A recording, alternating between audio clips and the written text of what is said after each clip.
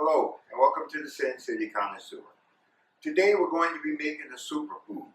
And what I mean by a superfood is a super vegetable. This is a dish that can go with any meat you prepare, whether it's chicken, beef, pork, or fish.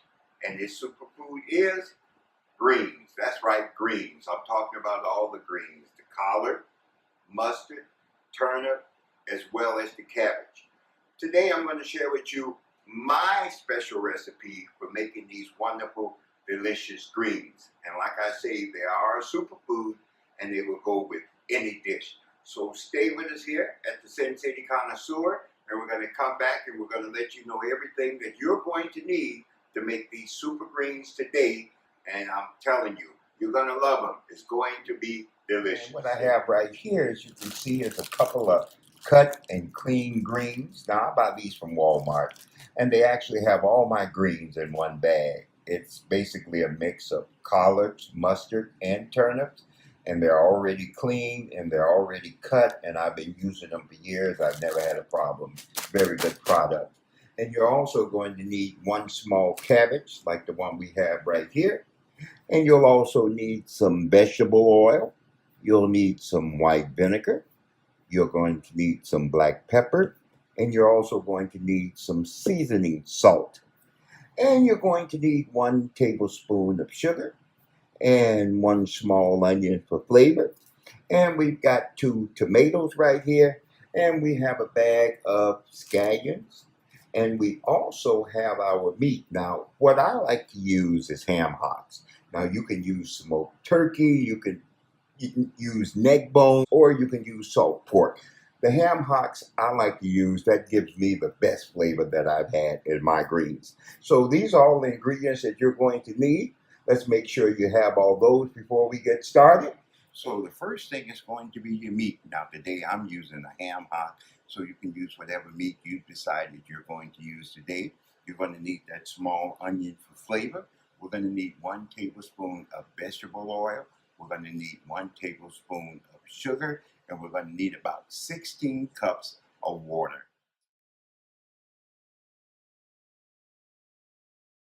All right, now that you have everything that you need for the first stage, you're going to go ahead and put your meat, the vegetable oil, the sugar, as well as the small onion, and your 16 cups of water, and you just put everything into the pot.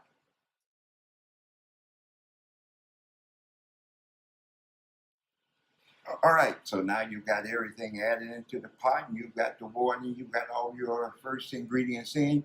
We're going to go ahead and put a top on that pot, and we're going to cook this on medium heat. I like to go for about 3 hours with my meat. A ham hock is really, really tough, and to get it really, really tender and to get the flavor going, I like to cook it on slow for about 3 to 4 hours. But depending on the type of meat you need, you might not need that much cooking time, as I like to have my meat falling from the bone.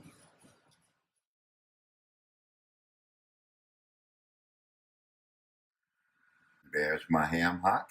It's been cooking for about 3 hours and 45 minutes, and I'm telling you guys, it's looking wonderful. If you notice your water, it does look a little cloudy, but that's fine. That's the way you want it. That's basically coming from the onion, the vegetable oil, and the natural juices that are coming from the ham hock itself. Now, what I'm going to do right now is remove the ham hock and put it on a cutting board. And I'm going to take 2 forks, and I should be able to pull all that juicy goodness away from that bone. So we'll meet you over here at the cutting board. There's that wonderful ham hock right there, just waiting for me to just put these forks in it and just pull that juicy goodness apart. Now, for your experienced cooks, I know this isn't a cutting board. This is used for pizza, but I also use it as a cutting board. So we'll go ahead and we'll start pulling this here meat from the bone. And I want you to see something. Look at that. Just with a fork, it just falls apart, man. It just comes apart so easy. And you know, when we get done doing this, we're going to put this back into the pot. We're going to cook it a little more in those juices that we have waiting for us back there from the meat, onions, the oil, oh God, everything is still there in the pot waiting. This ham hock is done. All right. We got meat right here. We're going to pull that aside, and that's going to be the meat I use. Got a little bit over here. It was a pretty big ham hock. It had a lot of bone to it. Scrape that out. Just that. Get that back over here too. I can also cut that up and use that. But over here, as you can see, there's the bone. Came apart nicely, no problem. And over here, we have our meat. So what I'm going to do is just go ahead and take a little knife and cut this skin up a little bit. Have it cook a little bit more in the broth. But as far as the meat, it's done. It's ready to go. So when we come back, we're going to have the meat in our pot, and we're going to add our greens and our seasonings for the first stage of adding the greens. All right, we're ready for our next stage and cooking our greens. And man, I got to tell you, when I was deboning that meat, I tasted it. And it is succulent, sweet and succulent. Oh, I can't wait. Oh, the meat is just going to permeate through the greens. It's just going to be delicious. Just wait a minute, I tell you. Now we're going to add our greens. So we're going to start with, remember I got 2 bags of greens. And we're going to need our black pepper. And we're going to need our seasoning salt. And we're going to go over here. I'm going to add these to the pot.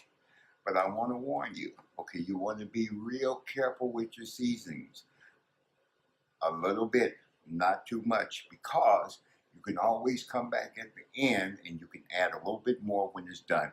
If it's too salty in the cooking process, you'll have to end up adding more water, and it's really going to damage your green and take a lot of the healthy nutritions away from it. So, be right back. All right, and I've added the meat to the pot, and I've just added my greens to the pot. And also, you'll notice I did add my seasonings, basically the seasoning salt and the black pepper. And I want to reiterate again, folks, very light on the seasoning because you can always adjust at the end. But now we're going to cover this pot. But I also want to make you aware, we did not add the cabbage yet, and there's a reason for that. Actually, these greens take a little bit longer to cook. Cabbage can cook really fast, so we're going to put that in about 20 to 25 minutes before we finish our greens. So we're going to go ahead and just add our 2 bags of greens with our meat and with our juices, and we're going to cover it up, and we're going to let that cook on low for about an hour, and then we'll check it, and we'll see you then. All right, I've taken my cabbage, I've chopped it up, I've washed it, and I have it drained in here in the sink. We're just waiting for my cooking time here on the greens. In an hour, I'll go ahead and check the tenderness of the greens and see if I'm ready to add my cabbage.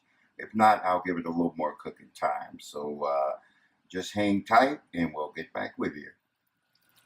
All right, and as you can see, we're about 30 minutes into my cooking time on the greens. I've stirred everything up so everything can get in there really, really nice and blend together, and it smells fantastic. Now what we're going to do is cook this for another 30 minutes covered, and we're going to check it again, and we're going to come back and see if we're ready to add our cabbage. I cut up my scallions. Well, I didn't cut them off, I just trimmed them. And I cut my tomatoes into slices. And along with that, I made me some cornbread muffins. Now, you can have muffins with this recipe, or you can have cornbread. It's totally up to you. You can have your own recipe, or you can just use a box mix. But we got about 10 minutes left before I'm going to check my greens to see if it's okay for me to add the cabbage. But it's pretty nice if you can get this stuff here ready and have it out when the finished product is ready. All right, I've added my cabbage to my collards and mustard and turnips. And I've also put some more seasoning salt and black pepper on top of the cabbage. Now what we're going to do is we're going to cook this for about 25 more minutes, maybe 30 minutes, depending on the consistency of the greens. But you want to cook that covered again, and you want to stir these cabbages about maybe a couple of times during the cooking process to make sure it blends in well with the greens. But you're going to have a beautiful color when it's done, and then we're going to be ready to eat them. And there we go, folks. That's your finished product. Look at that beautiful green in that pot. The meat, the juices, and I'm telling you, the seasoning is perfect. Not salty at all, so you want to be very light on the seasoning. Like I said, you can always add at the end. We're going to go ahead and turn this off. We're going to let this sit for about 10 minutes, and then I'm going to serve it up. And there you have it, folks. That's our finished product. Those beautiful, beautiful greens. And we got our scallion there, and we got our tomatoes, and we have our cornbread. We're going to put a little vinegar on these greens, and we're going to taste them. All right, we're ready to taste these greens. Man, smells wonderful. The vinegar, once you add it to the greens and to the meat, it just, this other burst of aroma just comes out of it.